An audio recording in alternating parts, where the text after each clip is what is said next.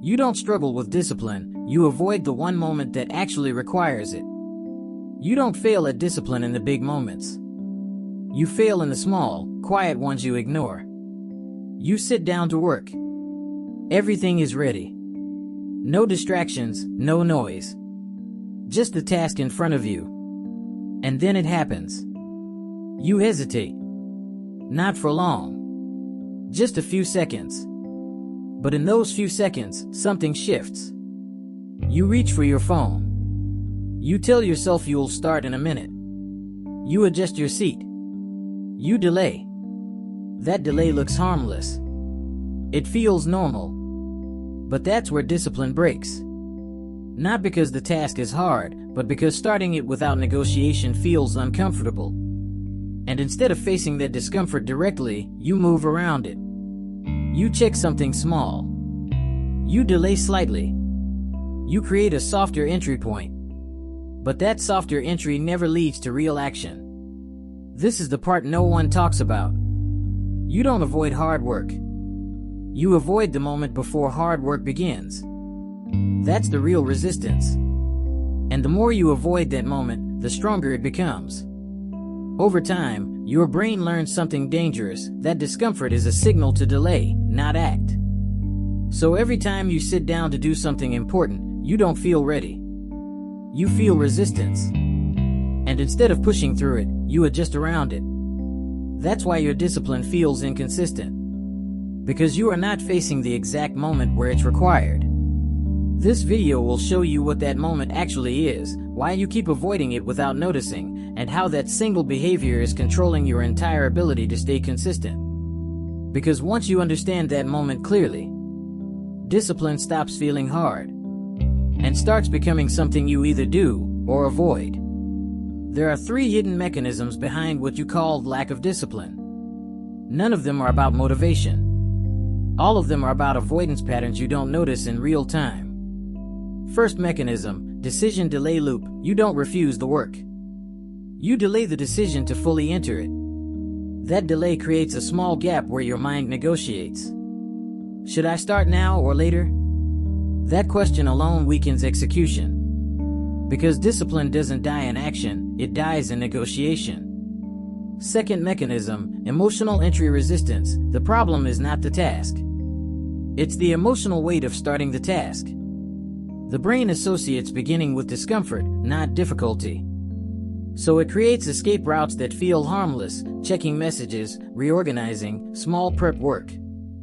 These are not actions. They are emotional buffers. Think about someone trying to study. They don't reject studying. They clean their desk first. Then open a tab. Then check notifications. It looks productive, but it's avoidance disguised as preparation. Third mechanism, identity mismatch loop. Every time you avoid starting, you reinforce a silent identity. I am someone who doesn't begin easily. And that identity runs automatically. Next time, you don't even decide, you repeat. This is not laziness. It's conditioning. There's also a pattern underneath all of this called self-licensing bias, where you justify delay with harmless reasons. I'll do it after I rest a bit. I'll start when I feel clearer. These seem logical, but they protect avoidance. And here's the critical part. A person might think discipline is about pushing harder. But in reality, it's about interrupting these 3 loops at the exact moment they begin. Because once you're inside the task, discipline is no longer the problem. The real battle is always before it starts. Rohn once said, discipline is the bridge between goals and accomplishment. But that bridge is not built in action. It is built in the moment you decide not to escape. Now the question becomes deeper. If the system is this clear, why do you still repeat it? The real reason you keep restarting is not because you don't know what to do. It's because you keep avoiding the same internal threshold every single time. And that threshold is not external. It is behavioral. Quiet.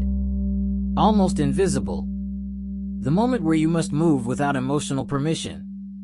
1. The starting point collapse. Every time you sit down to begin something important, your mind doesn't ask, can I do this? It asks something more subtle. Do I feel like doing this right now? And if the answer is no, you delay. That single shift is where most people lose consistency. Not in the middle of work. Not after failure. But before entry. Think of someone who wants to exercise. They don't struggle during the workout. They struggle putting on the shoes. That moment feels small, but it carries full control. Because once you delay entry once, your brain learns that delay is acceptable. And repetition strengthens that pattern. Soon, you are no longer deciding. You are reacting. A man once plans to wake up early to study before work. Alarm rings. He turns it off. Not because he is tired, but because just 5 more minutes feels reasonable. That 5 minutes is not rest. It is permission. And permission becomes habit faster than discipline ever does. 2. The negotiation trap. There is a silent negotiation happening in your mind all day. You don't notice it because it sounds reasonable.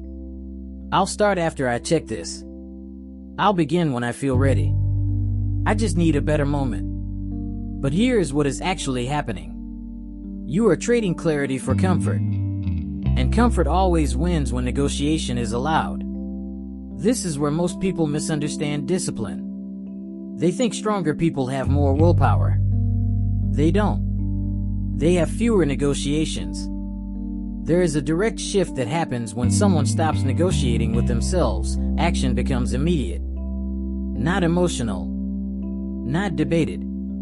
Just direct. Jim Rohn said, "Success is nothing more than a few simple disciplines, practiced every day." But those disciplines only work when there is no internal debate before them. Because the debate is what drains energy before action even begins. 3. The invisible identity loop. Every time you delay starting, you are not just changing your schedule. You are shaping your identity. Slowly. Quietly. Reinforcing one belief. I am someone who doesn't start immediately. And identities like that don't announce themselves. They operate silently. Next time you sit down to work, you don't feel resistance because of the task.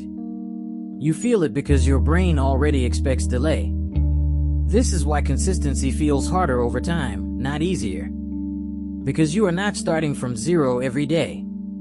You are starting from yesterday's identity reinforcement. A simple example, someone wants to write daily. First day they skip just a little. Second day they delay again. By the third day, sitting down feels heavier. Not because writing became harder, but because starting became associated with hesitation. That association is the real barrier. 4. The moment you keep avoiding. Now everything comes back to one point. There is a single moment you keep avoiding. The moment you start without feeling ready. No warm-up. No mental agreement. No emotional alignment. Just action. That moment feels small, but it destroys the delay loop completely. Because when you cross it once, the brain loses its leverage. It can no longer say wait. But here's why people avoid it. It feels like loss of control. In reality, it is the opposite. It is the first real control you actually take. Most people wait for the right state. But discipline begins when you stop waiting for states entirely. Not when you feel aligned. Not when motivation appears. But when you move before permission shows up. And at first, it feels unnatural. Because you are breaking a pattern that has been repeated for years. But repetition is also how it is broken. Not motivation. Not inspiration. Just interruption of the delay loop. Right now, nothing external is stopping you.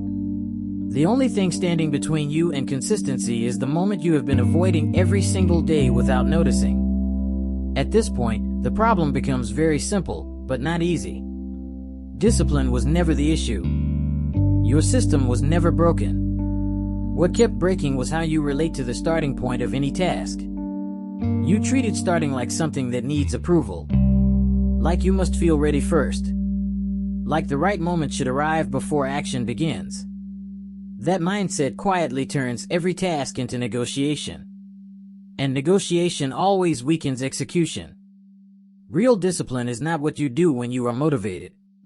It is what remains when motivation has no influence at all. And that only shows up in one place: the immediate transition from intention to action. No delay. No internal debate. No emotional preparation. Just movement. This is where identity begins to shift without noise. Because every time you act without negotiating, you remove one layer of the old identity, the version of you that waits, calculates, and postpones. And every repetition builds a new one. A quieter one. A more stable one. You don't need to become disciplined in a dramatic sense. You only need to remove the gap between thinking and doing. That gap is where everything collapses. Most people think consistency is about intensity. It is not. It is about compression. Reducing the space where excuses form.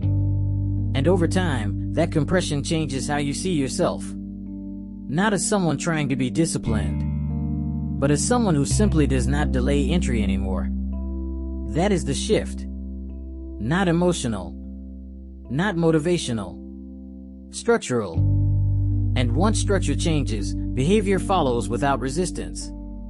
Because the system no longer gives you room to negotiate with yourself.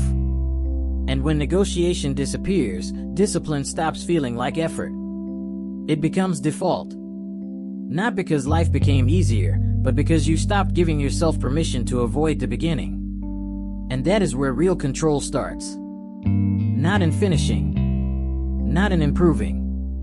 But in starting without discussion. Nothing about your situation requires a dramatic shift. Not more pressure. Not more motivation. Not a new system. What needs to change is far smaller and far more difficult to ignore. The moment you begin. Without permission. Without waiting for alignment.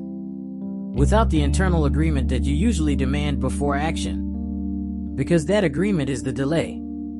And the delay is the pattern that has been repeating in different forms for years. Once you see it clearly, it stops looking like a motivation problem. It starts looking like a decision problem you keep repeating in the same direction. And every time you repeat it, you reinforce the same identity, the one that approaches work slowly, cautiously, conditionally. But identity is not fixed. It responds to repetition, not intention. So if repetition changes, identity follows without resistance. No announcement. No transformation moment. Just a quieter version of you that stops negotiating before starting. That version doesn't feel more motivated. It just doesn't pause at the beginning anymore. And that small difference is what separates restart cycles from real consistency. Not intensity. Not effort. But the absence of delay at the starting point. That is where everything changes, even if nothing else does.